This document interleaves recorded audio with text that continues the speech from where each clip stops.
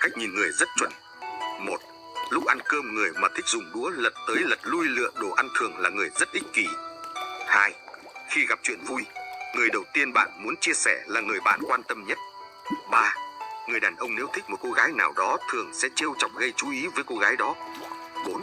Trên bàn rượu không nói nhiều, chủ động mượn rượu kết bạn với mọi người là những người có EQ cao. 5. Người mà chịu đi chơi riêng với bạn, 8 phần là có tình cảm với bạn. Ngược lại, người mà bạn hẹn không đi phần nhiều là không thích bạn. 6. Người hướng nội thường là những người rất lương thiện. 7. Trên ván bài là lúc dễ nhận biết tính khí của một người nhất. 8. Người mà thích trốn tránh hay đổ lỗi cho người khác không phù hợp để kết thân. 9. Người mà trên bàn tiệc lúc nào cũng chơi điện thoại, phần lớn là không có hứng thú với bữa tiệc đó. 10. Người mà ấn tượng đầu tiên đã làm bạn không thích thì về sau mối quan hệ cũng không thể tốt hơn được. 10.